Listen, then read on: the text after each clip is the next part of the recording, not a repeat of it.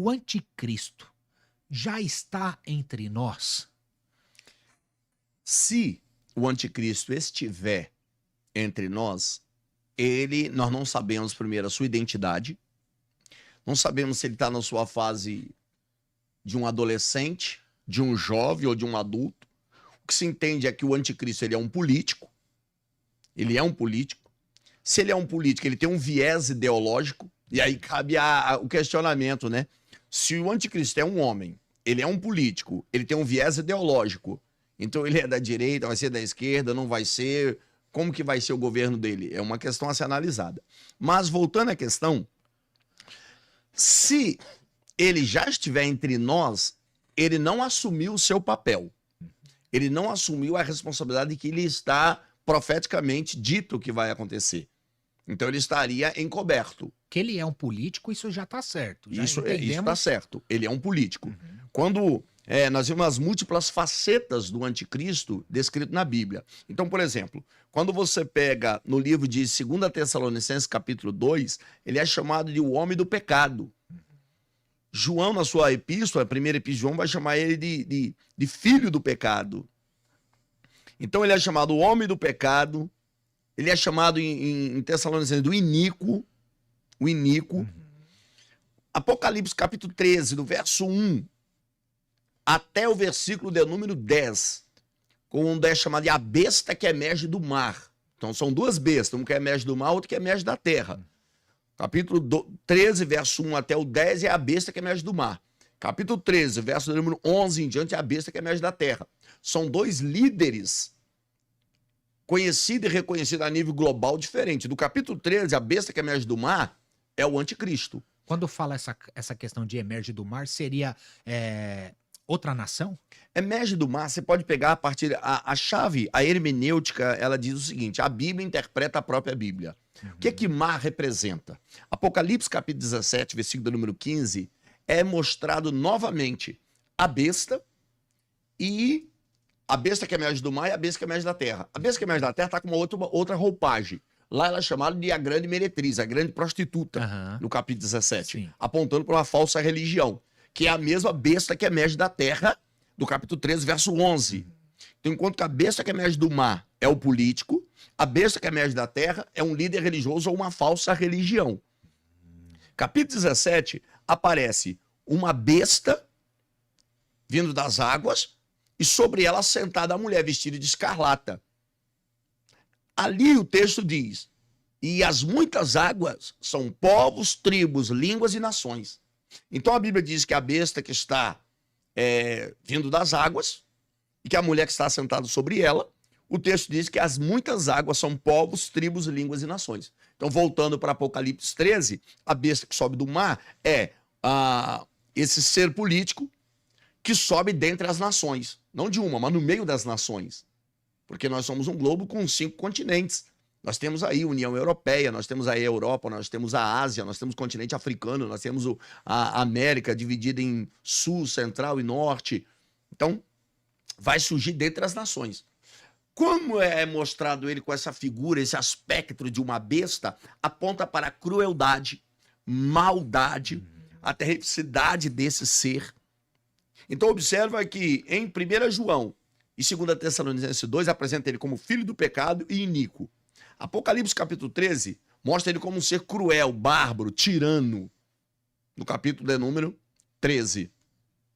Quando você pega o capítulo 17 e 18, vai mostrar poder religioso e poder econômico que ele tem. Quando você pega o capítulo de número 6, verso número 1, 2 e 3, e abriu-se o primeiro selo e viu um cavalo branco, e o que estava montado sobre ele tinha um arco, e saiu vitorioso para vencer. É uma outra face dele.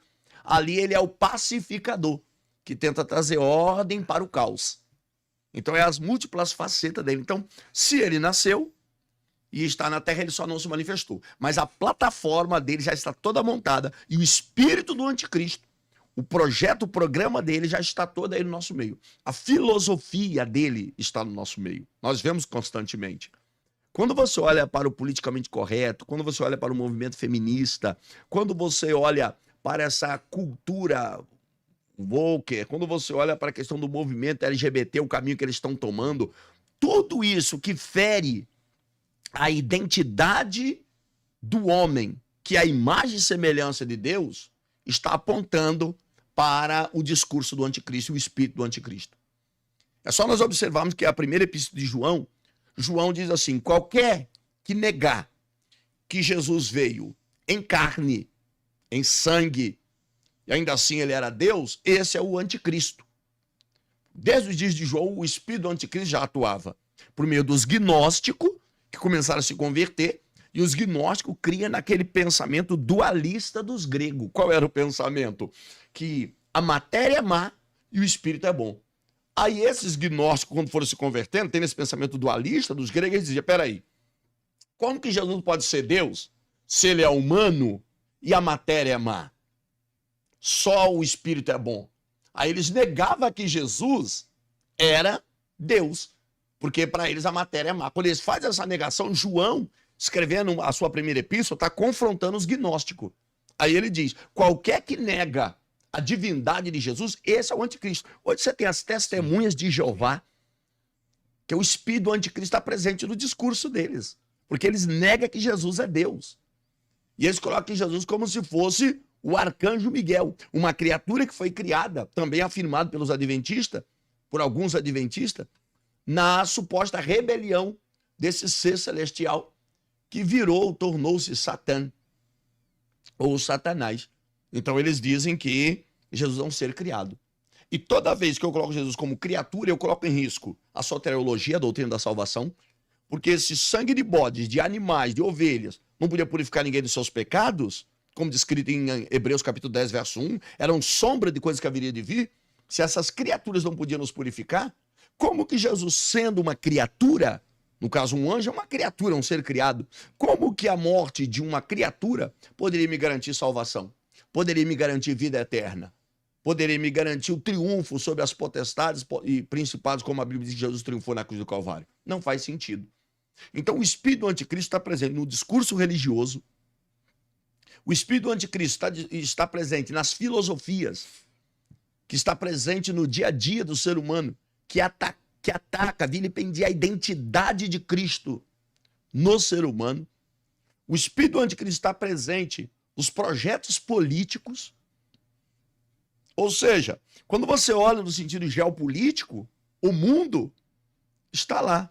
A plataforma do anticristo, o discurso do anticristo, o espírito do anticristo atuante. Os alicerces já estão todos prontos, montados e fincados já na terra. Todos. Quando você pega desde o Clube Bilderberg, fundado em 54, o Clube de Roma, fundado em 68, quando você vai olhando o FMI, que é o Fundo Monetário Internacional, todos esses espectros que estão fincados dentro do contexto político, que tem, entre aspas, um fim aparentemente legal, o Clube Bilderberg, fundado na Holanda, visava o discurso da o diálogo da Europa com os Estados Unidos naquele período da Guerra Fria.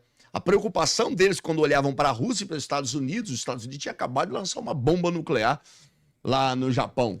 Então o Clube Bilderberg foi criado por uma elite visando isso, o diálogo da Europa com os Estados Unidos. Porém, quando você olha na esfera global, esse grupo se reúne de tempo em tempo em salas fechadas, com pautas que, uma vez declarada, não pode quem está presente nessa reunião falar quem foi, de qual país foi, aqui filosofia representa, não pode dizer o que representa, quem foi que falou. Isso é tremendo. Ou seja, mantém tudo secreto. Tudo que é que é secreto, que é escondido, suspeite.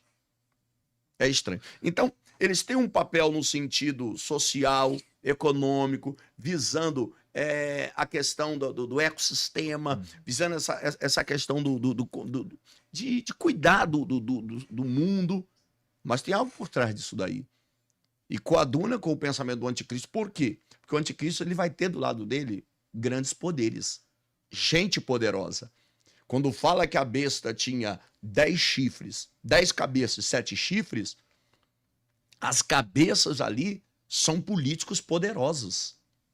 Os chifres apontam para nações poderosas.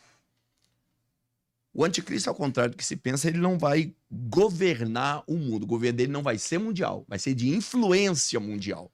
Mas não é que todos os países vão abraçar ele. Não vai ser. Só que ele vai ter influência no mundo todo. Sim. Mas não quer dizer que todos os países vão abraçar ele.